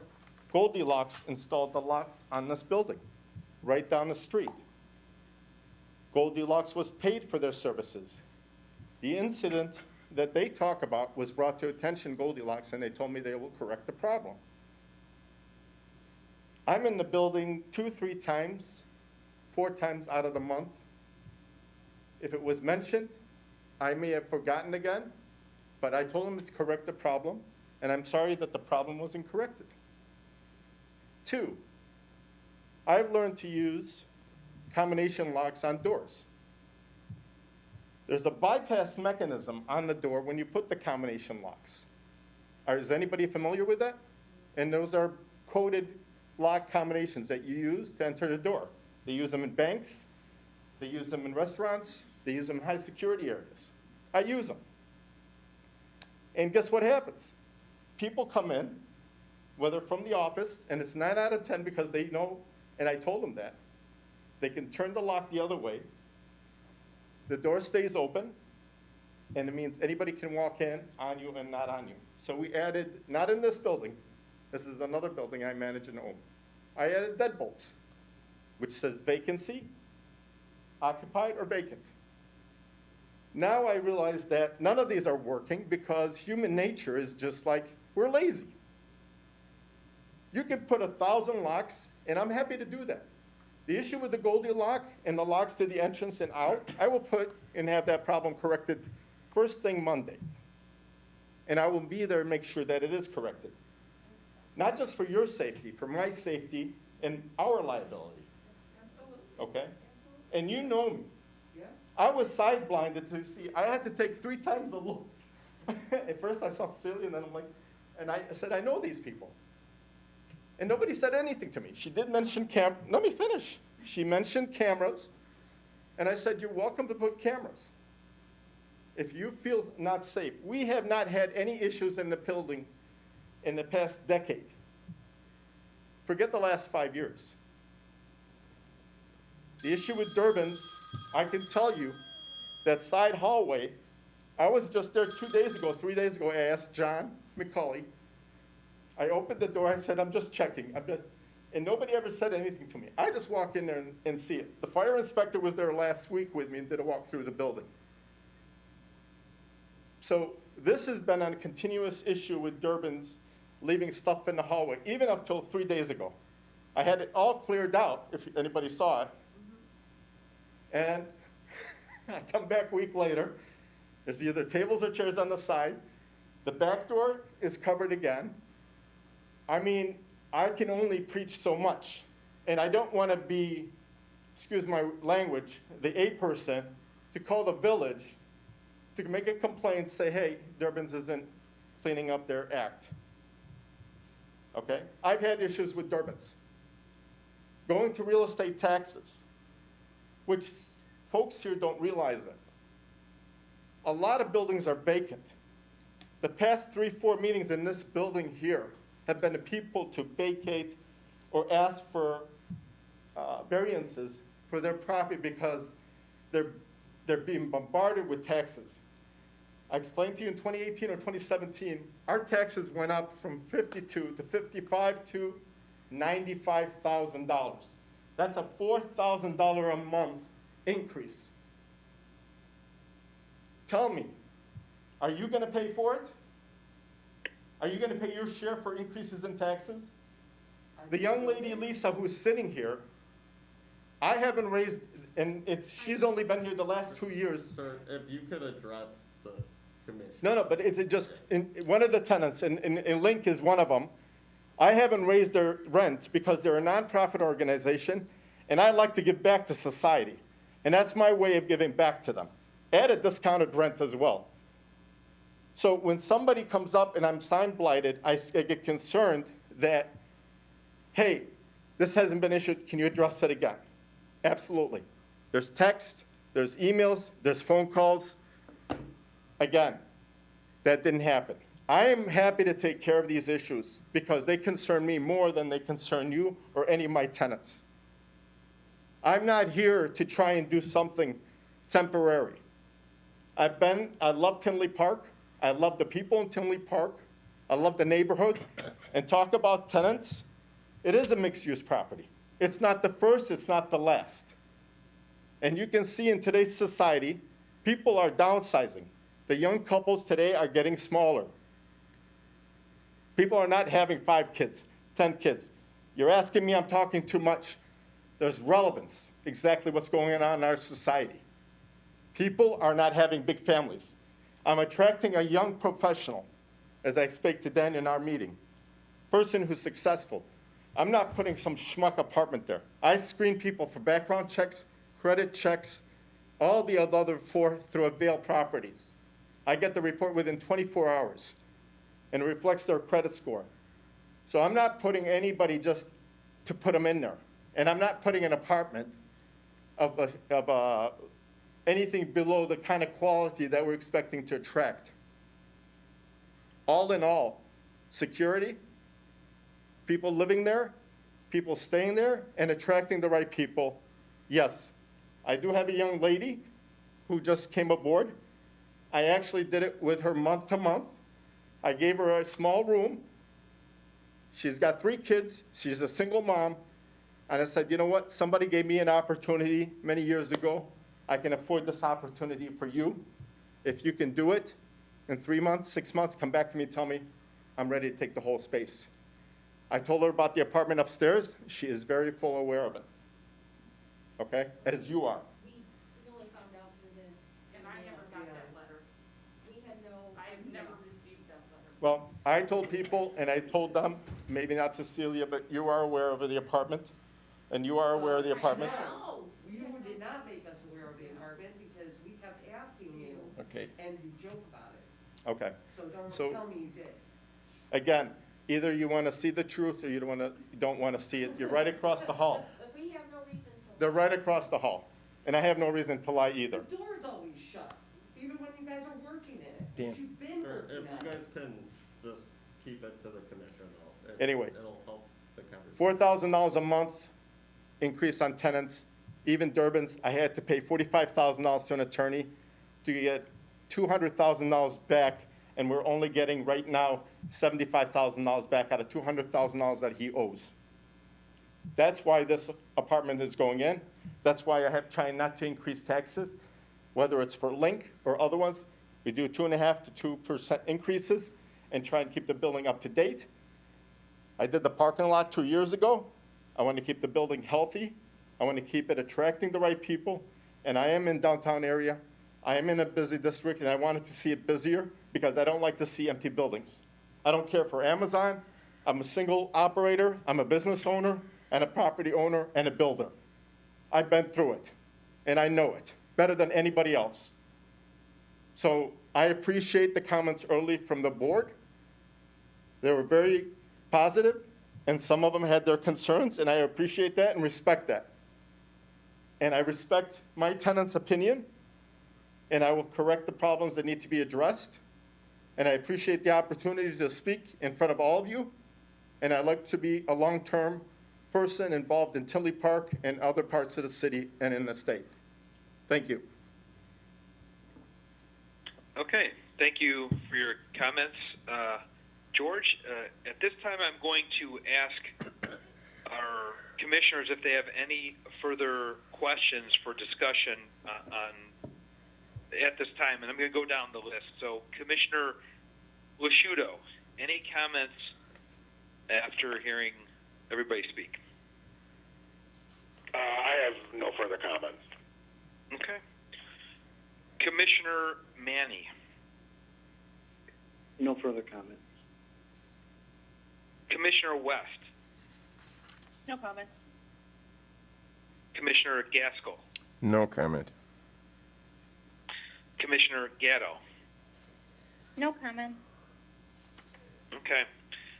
This is Chairman Gray. I do have one comment. I was glad to hear, George, that you said you'd be happy to correct the locks first thing this Monday. I do think that's in the spirit of cooperation. It's good to hear that. I am disturbed by the issues with Durbins. I know those aren't directly attributed to you. Sounds like you've communicated to them, but I think there has to be either continued discussion, because obviously it sounds like I'm troubled to hear that they still stack stuff there, willy-nilly, just in case something does go wonky. So, but it does sound like you're willing to take care of those locks. Absolutely. So I do appreciate that. And I talk to Durbins every time I'm at the building, and it's an ongoing situation. It's been going too long. And I mean, I don't know what else to do. I don't want to be the person to rat them out. I'm not that kind of person. I usually walk over there, I tell John or I tell Tom, whoever I see. Those are the most senior people there. I don't talk to management. I don't talk to the busboy, because I know you need to talk to the person who's in charge. And they are the two people who are in charge.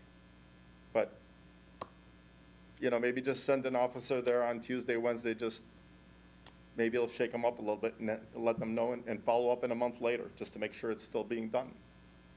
I'm not happy with it either. I feel with them. I really do. Okay.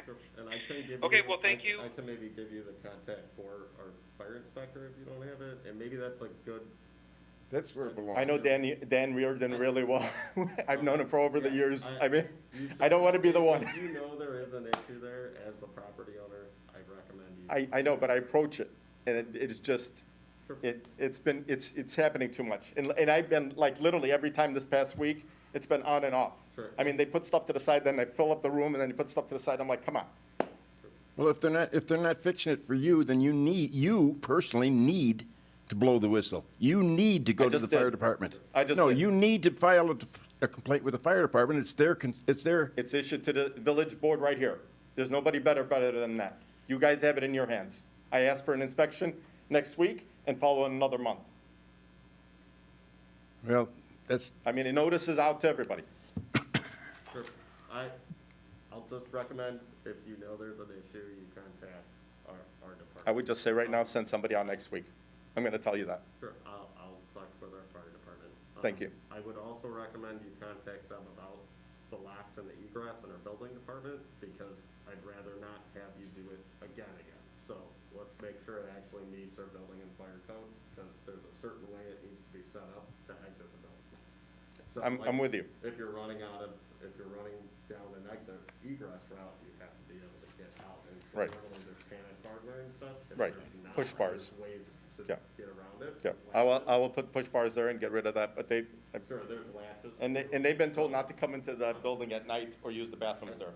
Okay, well, so let's work with the building and fire department Okay, to make That's sure fair. it's actually addressed the right Sure. way, so we don't yeah, have I to- understand, I get it, yeah, I understand, I'm fully there.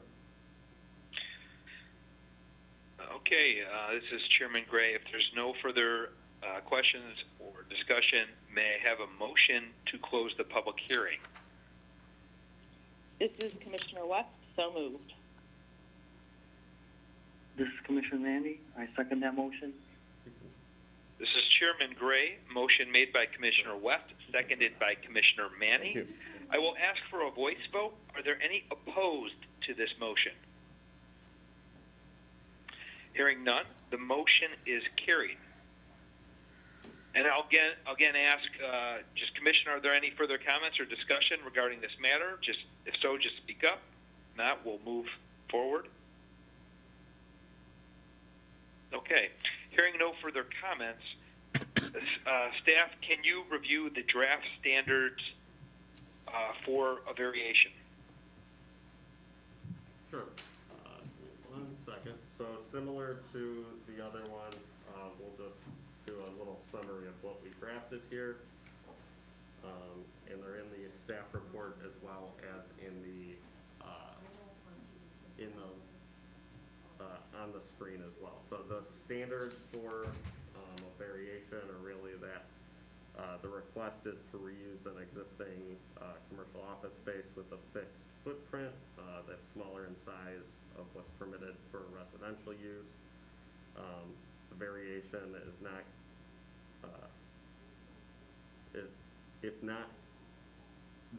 if not granted, would remain vacant. If approved, this becomes a mixed-use building, which is permitted and comes closer into compliance with the legacy plan requirements. But that essentially is one unit without the ability to expand the footprint of the building under its current configuration. There's also some additional legacy code standards which relate to the compliance with the legacy plan and the legacy principles, which really relate more to making sure the downtown core commercial is supported, and that there's some additional, basically, housing units to support that commercial core, as well as help the economic development overall within that legacy plan area, and adding essentially a unit and decreasing vacancy helps promote those ideas.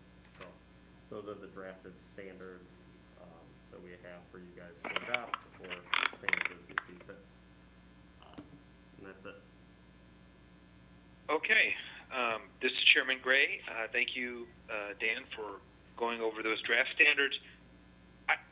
I do want to mention what Commissioner West had said earlier about adding a condition about the entrance door being appropriately fixed prior to approval. So I know we're going to move to the motions at this time, but I'm asking staff for some guidance in terms of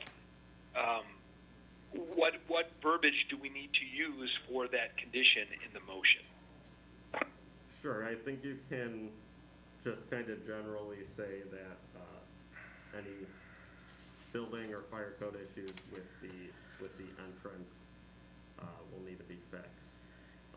And I don't know if you want to put like a timeline or something on it, but I don't think you need to, because it's what they've described.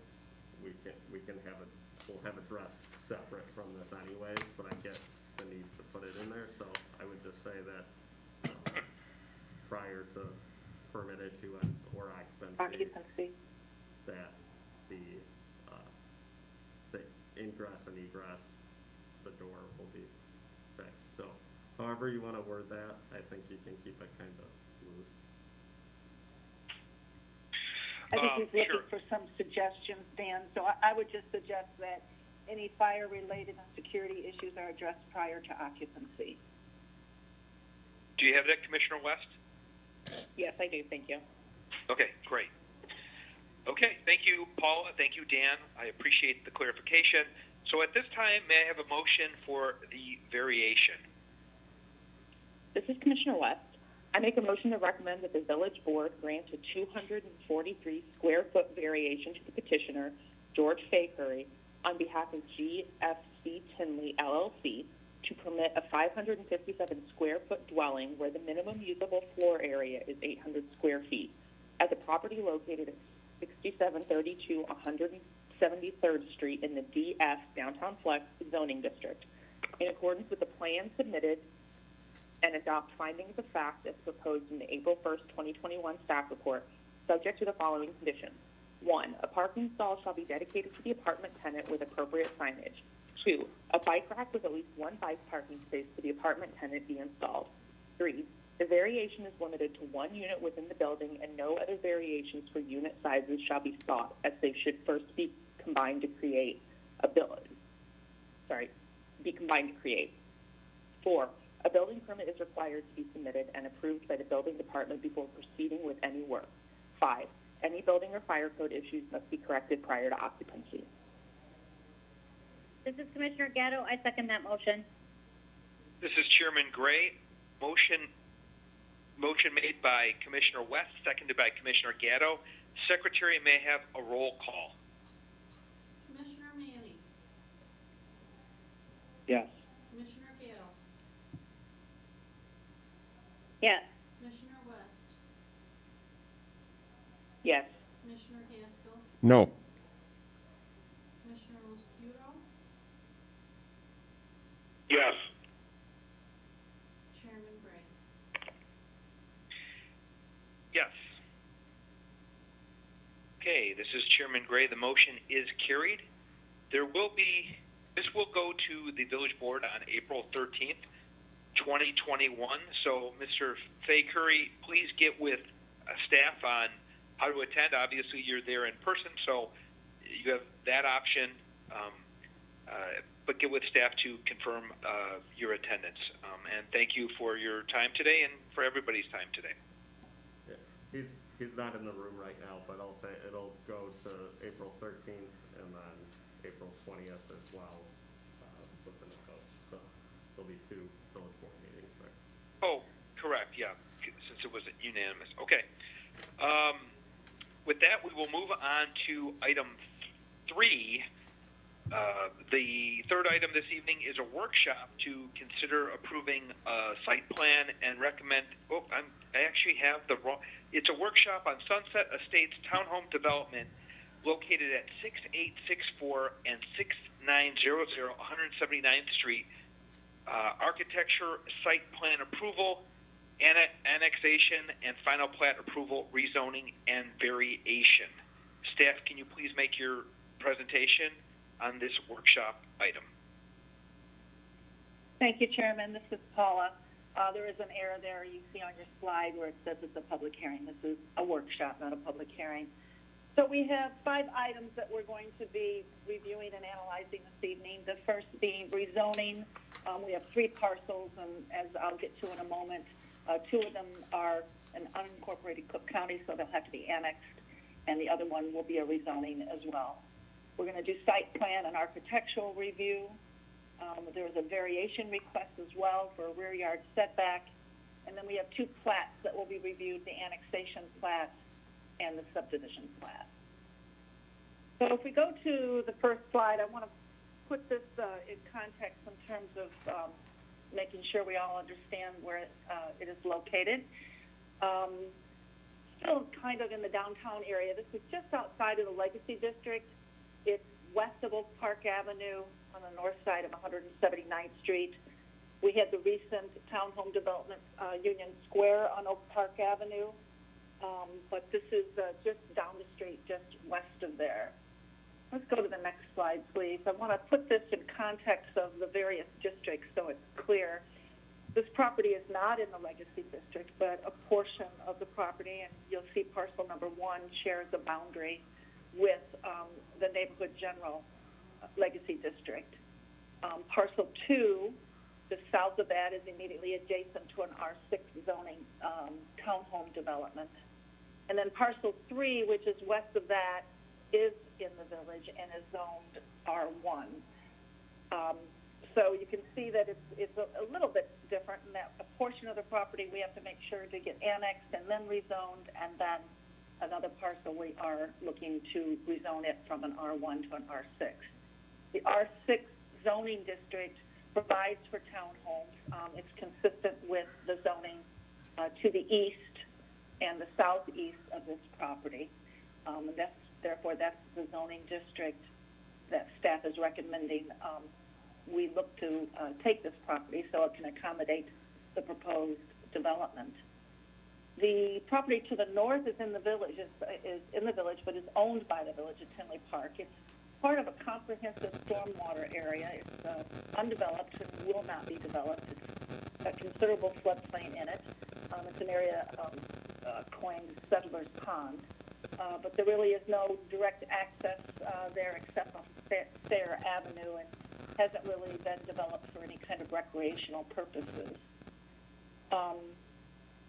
And then the county zoning, just so you know, and those of you that have been on the commission for a while, there's no standard of the industry and what the zoning districts are called.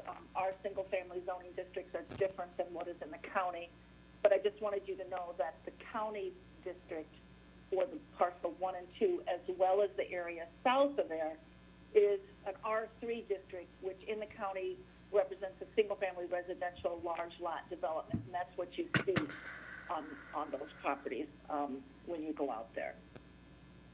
So the comprehensive plan looks at this as a mixed-use PUD. Our comprehensive plan is a very old plan, by the way, but it's important that you at least recognize that there was some planning done for the site. So next, I kind of want to go into, before we get into the site plan review, I want to talk a little bit about this property in context to the area. Let's go to the next slide. As I mentioned, we're right next to the Legacy District, which you know is regulated by the Legacy Code and is a result of the 2009 Legacy Plan. And part of that plan, none of the current staff was here when the plan was done, but we certainly read through the plan and believe we understand it, but we were not part of the process, so some of this is a little bit of guesswork. But in researching this property, I wanted to see if there was any context or guidelines for how this parcel should develop. And it's not in the district, so it's not going to be assigned a zoning district in the Legacy Code. But I did find that there was some context with respect to planned roadways. And if you look at the top graphic with the red circle around it, and you'll see the yellow star, that's the subject property. The blue star is just another undeveloped property that has some relationship to this. It's not the same owner, but it'll be the same developer. So there is, and that property is going, we know that's going to be coming in for development soon. We don't have the plans in-house yet, but we've had some preliminary discussions with the property owner, or with the developer.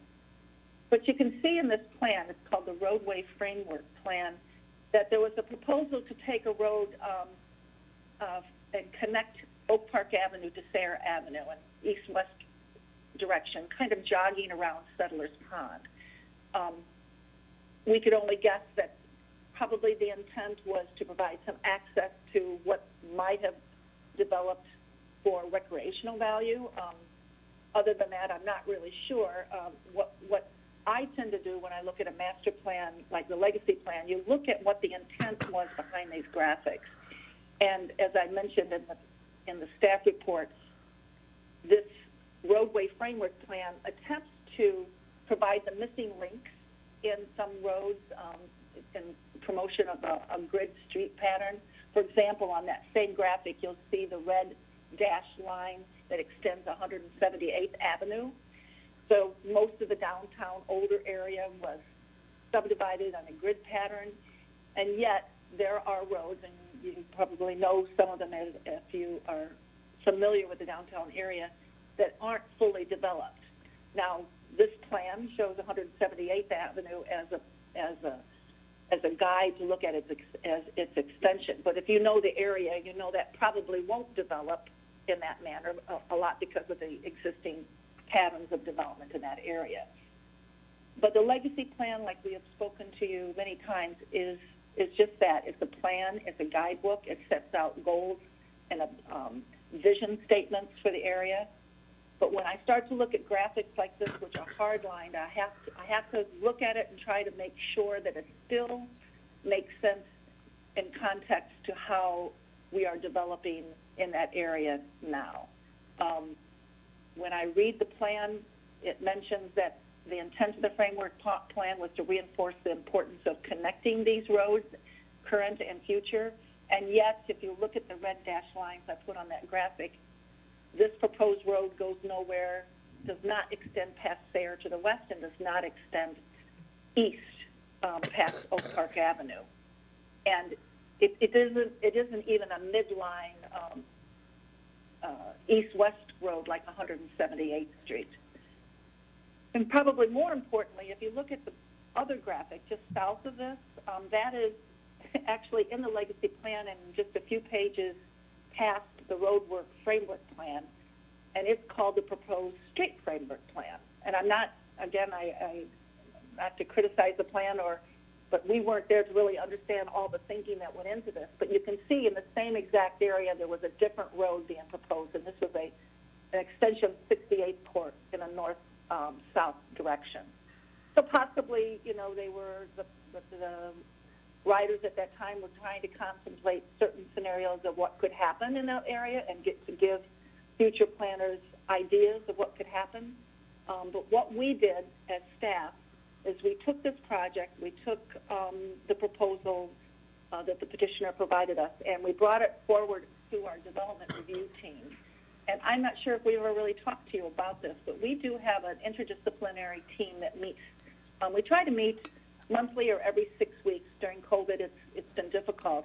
But it's an interdisciplinary team where we have representatives from engineering, public works, fire, building, police, and then all the planners are there as well. And it's an excellent meeting. And we go over every one of our current projects. And we especially take a project that is new, and we run it past all these different disciplines and take their input in terms of what we should or shouldn't do. So this was quite some time ago, but we brought this project forward. We brought the proposal by the applicant. We certainly explained what the legacy plan had proposed, and the result of that meeting was that we did not feel it was in the best interest of the village or the project to follow either one of these scenarios. And even in the context of knowing that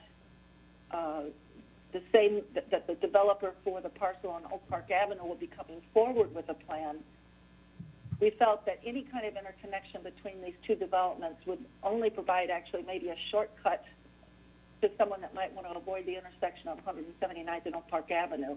And for such a small development on this parcel, these three parcels, we only have 12 units.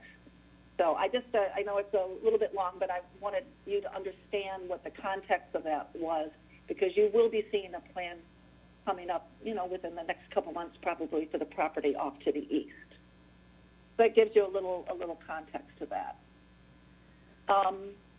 Let's go to the next slide, and I put this in here just to kind of give you a background as well as I continue to discuss the site plan and the variation request. This aerial shows you that the red dotted line is obviously the subject parcel, but there is some existing vegetation along their north property line. And that's going to be important when we start talking about the rear yard setback. And I just wanted you to be aware of that. We might come back to that slide at a later date. So let's go to the next slide.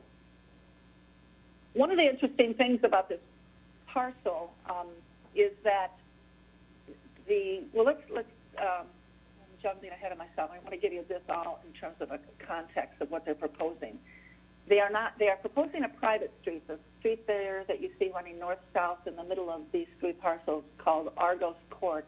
That is a private street, so it's not a public right-of-way. It'll be privately maintained, but it'll be built to our village standards. And they are proposing carriage walks on either side of that, and that actually was staff's recommendation. Typically, you would see a sidewalk separated from the curb and street, possibly 14 to 16 feet. Staff recommended bringing that sidewalk as close to the roadway as possible, thereby lengthening, if you will, the lengthening of the driveway. One of the concerns we have seen in other scenarios in town and townhome developments that have private streets like this is they'll have a sidewalk, but the sidewalk ends up being unusable because people parking in the driveway will overhang their cars onto the sidewalk. So We wanted to make sure that doesn't happen. We wanted to provide as good a safe pedestrian access as possible. Therefore, we recommended, and the developer agreed, to bring that carriage walk close to the curbing for the street. So I think that's important to know, and I think will result in a safer pedestrian access for the property. In this diagram, you'll see in red where all these different yards are. I think some people have the misconception that if you have the front of the house, that would be where the front yard is. But because Argo Street is a private street, even though the two buildings front that street, the actual front yard is off 179th Street on the south side of this parcel, because the only public right-of-way is 179th Street. So the front yard in this development is on the south side, and it requires a 25-foot setback, which it does meet. The rear yard is actually at the very north end, even though it functions as a side yard to that last unit 6 and 7. That is actually the rear yard of those properties, and that is required to be a 30-foot rear yard, and yet the yard that is being provided is only 13 and a half feet at the east side, and it's kind of at an angle. The parcel is kind of not perfectly square. And then on the west side, excuse me, the rear yard setback that is provided is only 15 feet. So obviously they are not meeting the rear yard setback. But what is interesting, and what we felt was more important, was the side yards, by definition, on the east and west property lines of this project, they actually functionally operate as rear yards, because if you look, that's the rear of those townhomes. And what our concern was, it was the relationship of this development to the adjacent properties. The property to the west is a single-family home, and that's their side yard. So that side yard will be abutting the rear, what will function as the rear yard of these townhomes. And that was much more important to make sure that we had adequate transitional and buffer space there. Point in fact that setback there, which functions as a side yard, measures 38 feet, which actually exceeds what a typical rear yard would need to be. So even though the rear yard doesn't meet ordinance requirements by definition, the rear yards that are functioning, or the yards that are functioning as a rear yard, exceed what is required in a rear yard. So I hope that all the yard discussion didn't get confusing, and we'll talk about it a little bit more later. But the orientation of these buildings, there's two buildings, 6 units in each. The front of the buildings are facing Argos Court, a private street, and the rear of those buildings are facing the two adjacent properties and their side yards. That's also becomes important when we talk about architecture, because we certainly want to protect the streetscape along the front yard, or that abuts 179th Street. And we'll talk about that when we get into architecture. With the development of this property, it's also, if you've driven out there, you'll notice that it's, it's really a rural cross-section that exists out there now. There's no curb on the street, no sidewalks. So with the development of this property, we're going